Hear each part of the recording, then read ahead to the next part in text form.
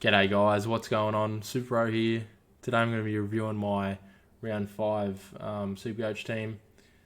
Sorry for the late upload, guys. I've been really busy with work and study, so I've been finding it hard to get the video out, but finally have the chance to get it out. So I scored 2,078, which is pretty shit, to be honest. We dropped in the ranks about 4K, bit over 4K, which is a bit of a stitch up, and only won the 1 out of 5 league games. I'm just getting absolutely killed in those league games, which is good that we got good people in the leagues, or I'm just going really shit. But anyway, at the end of the day, there's always a light at the end of the tunnel, so hopefully we can turn things around and start moving up the ranks. I had Ridley on the field, obviously, which was a big lost because he got injured. Well, he didn't get injured, he got concussed, but he's going to drop a shit ton in price, and everyone that doesn't have him will be able to get him in for super cheap, so that's good for them. But yeah, it's just a real pain in the ass for me. When I traded out Neil for Ridley the other week, that really hasn't worked in my favour, with Neil coming back and scoring 157, which is ridiculous. Probably will regret that at the end of the day. Never trade out your bloody premiums, but it was hard to see that Neil going well, considering he's been going so shit all year. But now he could be like an upgrade target if he can prove to us that he can play another good game of footy and keep pumping out some consistent scores, which will be good. Hopefully he does.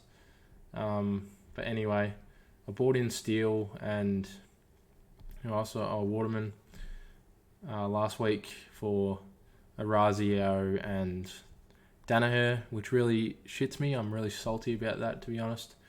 I can't believe that Danaher gets 121 or something as soon as I trade him out. Just filthy with that. But yeah, you can't really see in hindsight how a player's going to go. But yeah, if he went shit, I would have been happy. But yeah, it is what it is. And yeah, I didn't think Orazio was going to play. And yeah, just a massive stitch up that Jordan Clark didn't play a game either. And he was the one I was held on to out of those 3 guys, which is very annoying. But oh well, we'll recover. But yeah, Lloyd 100, he's going to drop in price. Ridley, obviously holding on to him. No way I'm trading him. I just can't afford to trade any more primos out. But in saying that, I might have to trade a primo out to get in like a big guy like McRae or someone. But we'll wait and see what happens. Got Rory Laird, 94. He's alright. He'll come good. Just hold on to him. Callum Mills is a bit interesting. He's dropped a little bit in price, but he's sitting around like averaging about 80 to 90 every week, which you'll take, but it's just really frustrating. Hopefully he can start scoring better, but I've noticed that he just sits behind behind the stoppages and gets some cheap like handballs, so he doesn't really kick the ball that much. But I don't know, hopefully he comes good with Sydney being in good form. But yeah, even though they just lost to the Giants, but hopefully he can bounce back. And then Short, they pretty much destroyed St Kilda, so yeah, the ball wasn't really in the back half, but I think he was playing on the wing or something. But yeah, he'll come good. He's another one of those blokes that you just got to hold on to.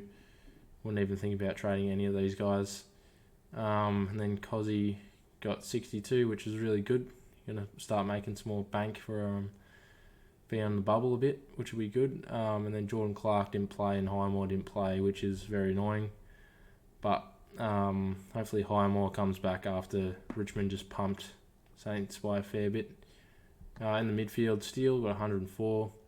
Pretty good, to be honest. Like, when your team gets absolutely destroyed and you still get 100, which is, you'll take that. But anyway, probably not what I wanted. Bring him in last week for the top dollar. But he'll bounce back. He's probably going to win the Brownlow this year if they win more games, but we'll wait and see. And then, yeah, Oliver, he's just a must-have. Everyone needs to bring this guy in. He's at a pretty cheap price now. yeah, I'd definitely recommend bringing him in. He'll be a top 3 midfielder for sure. And then Martin starting to have a form slump, which is pretty shit. To be honest, I didn't really expect this to happen after like his first 2 good games. I thought he was going to be an elite midfielder this year, but yeah, he just goes back to the old ways where he just like drops in form after a couple good games. Hopefully he can bounce back, but yeah, you got to keep him. There's no good forward options anyway. Then we got Cripps. He's really starting to piss me off, Cripps, but I'm going to hold him for another week. I believe that he will go well against Brisbane. His last couple of games, he's gone really well, so we'll hold him for one. Oh, no. Wait, no, he hasn't. 26. What? Wait, I didn't see that. But yeah, he got 194 the other game. But yeah, maybe he got injured or something that game. Yeah, we'll hold him for one more week. See what happens with him. If he doesn't go well and Neil goes off, I'll have to trade him to Neil probably, or bring in like someone like McRae. But yeah, it is what it is. Goulden 66. Oh, it's really let me down having these like rookie scores on my field. I really need to get them off the field, but I've got other issues like Cripps underperforming and Ridley being injured. It's really annoying. I've got bloody Waterman in the forward line, which is not good. I'm having to field these shit scores every week, which is why I'm dropping in the ranks. But hopefully, and I'm running out of trades as well, so it's just so frustrating. But anyway, hopefully we can upgrade our team really quick. Goulden, I'll probably hold him for another week and then trade him out. Maybe he might reach that break even next week. So don't know. It depends what he scores. And then Powell, he's gone really good actually. He'll be on the bubble for a bit. And then Campbell, it's really frustrating.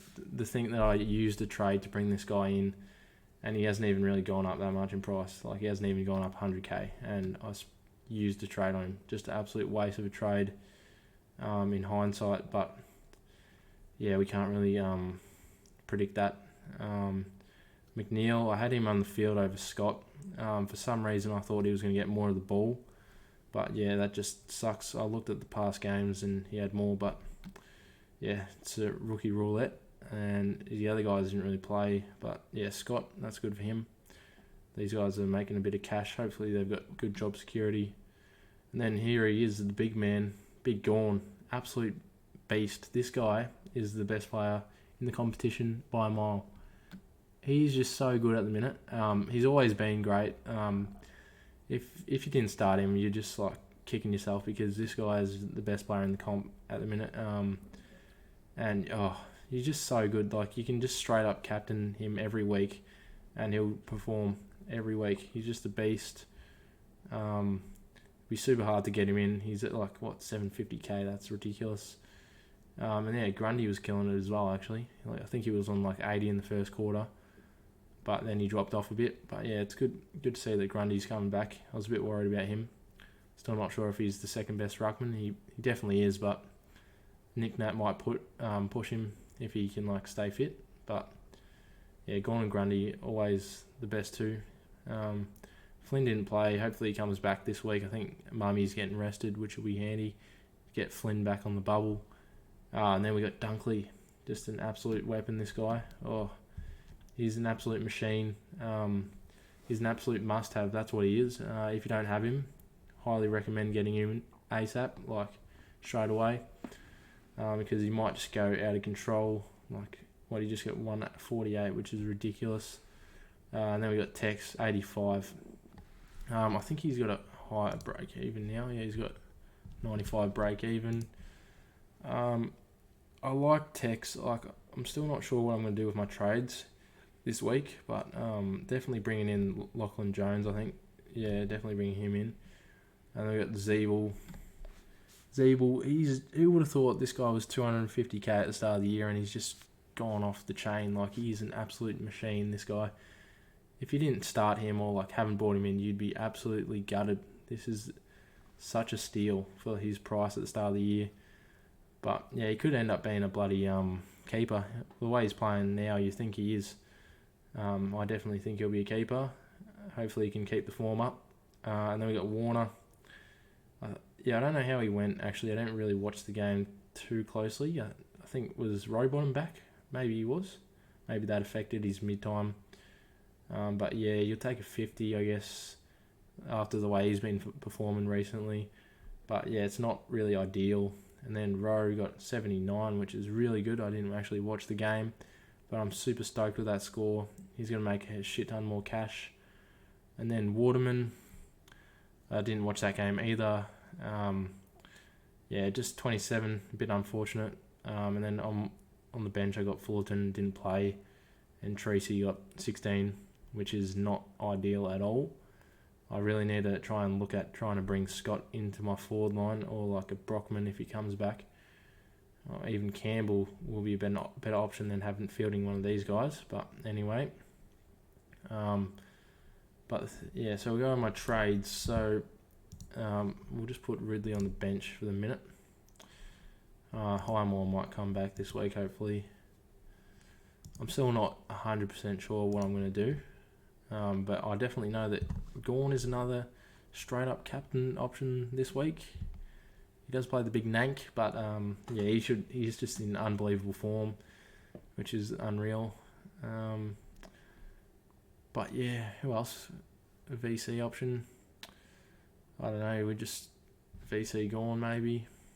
Or we could go for a risky one who we got? Dunkley? Yeah, Dunkley could be a good one this week. Friday night game. Interesting. But yeah, anyway, the trades this week, I'm definitely trading out Jordan Clark for the minute, but I'm not 100% sure on it.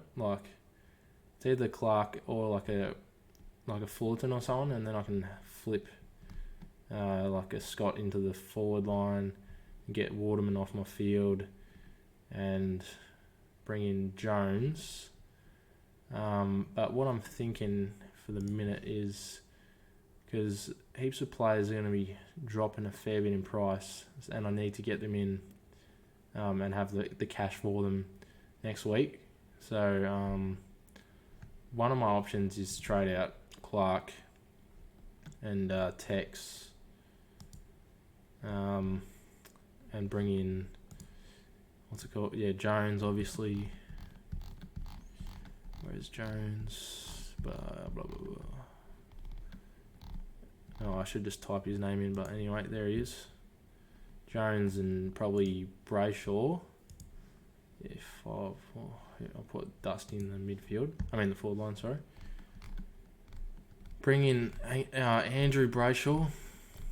He's ridiculously cheap for his potential. Got a 117, that's pretty good. And that leaves me with 170k in the bank, which will be ideal for next week. If I want to trade some rookies out and bring in a guy like Tom Mitchell, or if Mitchell is good, bring him in, or I could potentially bring in a Lockie Neal.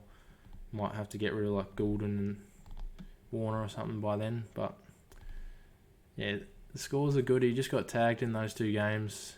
He looks like a good pick, very cheap, good value player, but he might actually get tagged this week. Hopefully he doesn't. I don't know why they don't go to Fife.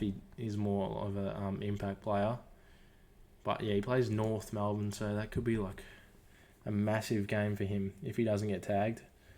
I could be doing this, but then again, I'm not sure if I want to trade out Tex. He plays Hawks, but I'm pretty sure he's carrying a calf injury. I don't know if that's certain or not, but there was a rumour going around that he was pulled up at training last week a bit sore, had a calf corky or something. I don't know what it was. But yeah, and I'm just a bit worried about the Crows forward entries with no Salone in their team. So they used to be really good to getting it to Tex, and now that they got that, is it Fogarty? That Fogarty guy. I don't know, I feel like Tex isn't as big as a focus anymore. But yeah, I'm probably just talking a bit of shit, but that's my views on that. I could just go for a really safe option and just trade out Clark to Jones. yeah, I could just do this. Not really sure what I'm going to do at the minute, but I want to have a bit of cash left over for next week. That could be a good option actually. But yeah, it's just like, do I want to risk Brayshaw coming out and getting a massive score? But yeah, this is probably what I'll do. I'll probably just play it safe and get Jones for Clark, because if Clark plays and he gets like on the like emergency sub, he's like the emergency sub, and he only goes on ground for like a couple of minutes and he gets like a score of like 5 or something, he's just gonna plummet in price, sorry. And yeah, it's just not going to be worth holding him. He'll just drop so much money. But yeah, I reckon he has to go. It's a bit annoying. I thought he's had good job security, but anyway. Or I could look at doing an option where I trade out Fullerton to a Jones and swing Scott into the forward line. But anyway, I'll leave a comment on the video when it's closer to the date, to game day, what my final trade decision will be. But yeah, thanks so much for watching, guys. Hope you go well this week and go up the ranks. See you later.